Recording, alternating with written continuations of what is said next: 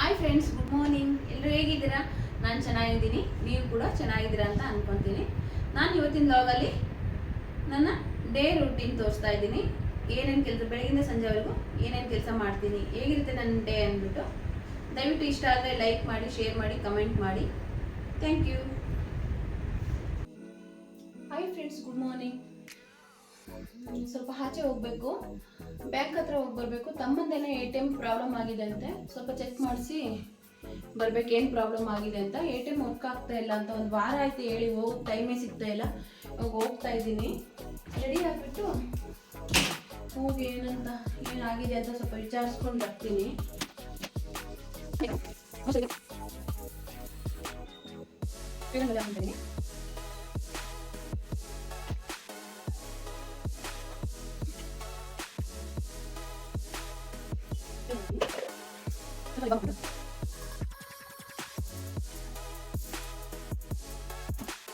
Hi, ನನ್ನ makeup ready ಆಯಿತು. ನಾನು ಇಷ್ಟೇ ಮಾಡೋದು, ಜಾಸ್ತಿ ಏನು ಹಾಕೋದಿಲ್ಲ.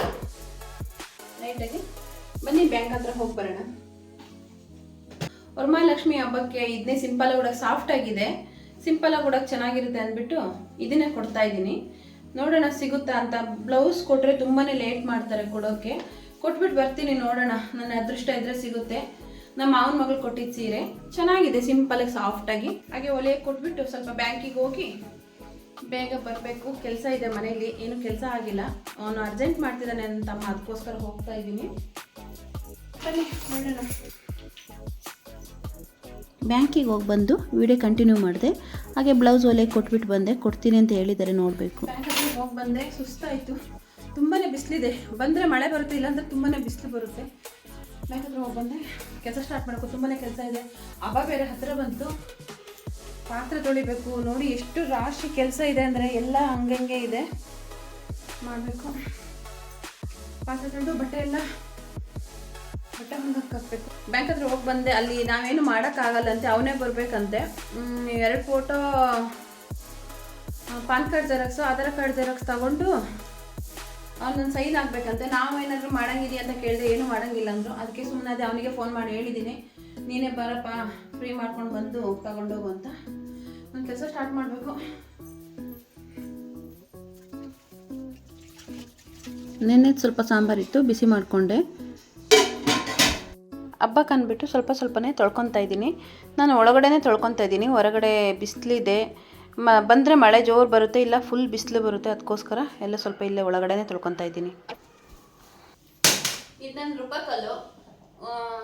ಬೇಲೂರು ಹೋಗಿದ್ವಿ ದೇವಸ್ಥಾನಕ್ಕೆ, ಪುರ್ದಮ್ಮ ಹೋಗಿದ್ವಿ. ಪುರ್ದಮ್ಮಗೆ ಹೋಗಿ ಬರೋರು ಬೇಲೂರು ಡ್ಯಾಮ್ ನೋಡ್ಕೊಂಡು ಬರೋಣ ಅಂತ ಹೋದ್ವಿ. ಆ ಡ್ಯಾಮ್ ಹತ್ರ ಫ್ರಂಟ್ ಗೇಟಲ್ಲಿ ಇಟ್ಟಿದ್ರು, ಅಲ್ಲಿಂದ ಬರುವಾಗ ತೊಗೊಂಡು ಬಂದೆ. ನನಗೆ ತುಂಬ ಇಷ್ಟ ಆಯಿತು. ನಮ್ಮ ಮನೇಲಿ ಇರಲಿಲ್ಲ ರುಬ್ಬೋಕಲ್ಲು. ನನಗೆ ಎಲ್ಲ ಇಟ್ಕೊಬೇಕು, ಹಳ್ಳಿನಲ್ಲಿ ಏನೇನು ಇರುತ್ತೆ ಎಲ್ಲ ಇಟ್ಕೊಬೇಕು ಅನ್ನೋ ಆಸೆ. ಅದಕ್ಕೋಸ್ಕರ ತಗೊಂಡು ಬಂದೆ. ಚೆನ್ನಾಗಿದೆ, ಪುಟಾಣಿಯಾಗಿ.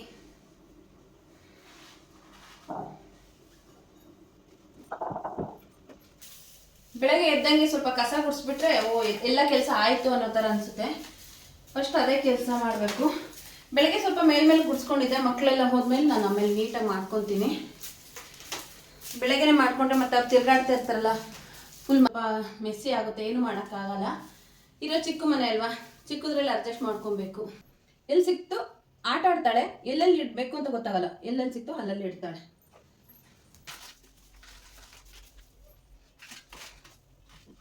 ಇಲ್ಲ, ಮಳೆನೂ ಬಂದರೂ ಕಷ್ಟ ನಮಗೆ, ಬಿಸಿಲು ಬಂದ್ರೂ ಕಷ್ಟ. ಮನುಷ್ಯ ಯಾವುದೂ ತಡೆಯಲ್ಲ. ನೋಡಿ ಫುಲ್ ಬಿಸಿಲಿದೆ, ಎಲ್ಲ ಒಣ್ಕೊಂಡಿದೆ, ತೆಗಿಬೇಕು. ಬಟ್ಟೆ ಒಣಗಿದ್ದು, ಬಟ್ಟೆ ತೆಗೆದ್ಬಿಟ್ಟು ಎಲ್ಲ ಒಳಗಡೆ ತೊಗೊಂಡೋಗಿಟ್ಟು ಮೆಟ್ಲೆಲ್ಲ ಮೇಲಿಂದ ಗುಡಿಸ್ಕೊಂಡು ಬಂದೆ. ವಾರಕ್ಕೊಂದ್ಸರಿ ಮೆಟ್ಲು ಗುಡಿಸ್ಕೊತೀನಿ, ಡೈಲಿ ಏನು ಗುಡಿಸಲ್ಲ ನಾನು. ಮೇಲಿಂದೆಲ್ಲ ಗುಡಿಸಿ ಕ್ಲೀನ್ ಮಾಡಿಕೊಂಡೆ. ಸ್ಟ್ಯಾಂಡಲ್ಲಿರೋ ಸ್ಲಿಪ್ಪರ್ನ ಸ್ಟ್ಯಾಂಡಲ್ಲಿ ಇರೋಕ್ಕೆ ಬಿಡೋದೇ ಇಲ್ಲ, ತೆಗಿತಾರೆ ಮತ್ತು ಎಲ್ಲೆಲ್ಲಂದರೆ ಅಲ್ಲೆಲ್ಲ ಹಾಕ್ತಾರೆ. ನಾನೇ ಜೋಡಿಸ್ತಾ ಇರಬೇಕು, ಇವ್ರು ಜೋಡಿಸಲ್ಲ, ಯೂಸ್ ಮಾಡ್ತಾರೆ ಮತ್ತು ಕೆಳಗಡೆ ಬಿಡ್ತಾರೆ, ಮತ್ತು ನಾನೆಲ್ಲ ಮೇಲೆ ತಿಕ್ಕಬೇಕು. ಎಲ್ಲ ಕ್ಲೀನ್ ಮಾಡಿಕೊಂಡೆ. ಮೆಟ್ಲೆಲ್ಲ ಕ್ಲೀನ್ ಮಾಡಿಕೊಂಡು 2 ದಿವ್ಸಕ್ಕೊಂದ್ಸರಿ ಮೆಟ್ಲು ಗುಡಿಸ್ಕೊತೀನಿ. ನಿಮ್ಮ ಮನೆ ಬಾಗಿಲ ಹತ್ರ ತನಕ ಮಾತ್ರ ಗುಡಿಸ್ಕೊಳೋದು, 2 ದಿವ್ಸಕ್ಕೊಂದ್ಸರಿ ಮಾತ್ರ ಮೆಟ್ಲು ಗುಡಿಸ್ಕೊಳ್ಳೋದು. ಯಾವುದಂದರೆ ಅದು ಹಾಕ್ಕೊಂಡು ಹೋಗ್ತಾರೆ, ಎಲ್ಲಿ ಬೇಕೋ ಅಲ್ಲೇ ಬಿಚ್ತಾರೆ, ನೀಟಾಗಿ ಸ್ಟ್ಯಾಂಡಿಗೆ ಇಡಲ್ಲ. ಸ್ಲಿಪ್ಪರ್ ಜೊತೆ ಮಣ್ಣು ಬಂದಿರುತ್ತೆ, ಮಳೆ ಬಂದಿದೆ ಅಲ್ವಾ, ಅಂಟ್ಕೊಂಡಿರುತ್ತೆ. ಅದು ಒಳಗಡೆ ಎಲ್ಲ ಸ್ಟೆಪ್ ಹತ್ರ ಎಲ್ಲ ಬಂದಿರುತ್ತೆ. ಕ್ಲೀನ್ ಮಾಡಿಕೊಂಡೆ, ಎಲ್ಲ ಕ್ಲೀನ್ ಮಾಡಿಕೊಂಡು ಸ್ವಲ್ಪ ಅಂಗಳ ಗುಡಿಸಿದ್ದೆ. ವಾರಕ್ಕೊಂದ್ಸರಿ ಮಾತ್ರ ನಾನು ಅಂಗಳ ಗುಡಿಸ್ತೀನಿ, ಡೈಲಿ ಗುಡ್ಸೋಕ್ಕೆ ಹೋಗಲ್ಲ. ನೀಟಾಗಿರುತ್ತೆ, ಏನು ತೊಂದರೆ ಇಲ್ಲ. ವಾರಕ್ಕೊಂದ್ಸರಿ ಗುಡಿಸ್ಕೊತೀನಿ. ಕೆಲಸ ಅಂತ ಸ್ಟಾರ್ಟ್ ಆದರೆ ಒಂದೊಂದೇ ಶುರುವಾಗುತ್ತೆ. ಇವತ್ತಿಗೆ ಇಷ್ಟು ಸಾಕು, ಜಾಸ್ತಿ ಮಾಡಲ್ಲ. ಊಟ ಟೈಮ್ ಆಯಿತು, ಆಲ್ರೆಡಿ 2:15 ಆಯಿತು. ಊಟ ಮಾಡಿಕೊಂಡು ಸ್ವಲ್ಪ ಹೊತ್ತು ಮಲ್ಕೊತೀನಿ. ಇಲ್ಲಾಂದರೆ ನನಗೆ ತುಂಬಾ ಸುಸ್ತಾಗೋಗುತ್ತೆ. ಮಲ್ಕೊಂಡು ಸಂಜೆ ಎದ್ದು ನೋಡಬೇಕು. ಅವಳನ್ನ ಕರ್ಕೊಂಡು ಬಂದು ಆಮೇಲೆ ವಿಡಿಯೋ ಸ್ಟಾರ್ಟ್ ಮಾಡ್ತೀನಿ. ಸ್ವಲ್ಪ ಹೊತ್ತು ರೆಸ್ಟ್ ಬೇಕು ನನಗೂ ಕೂಡ.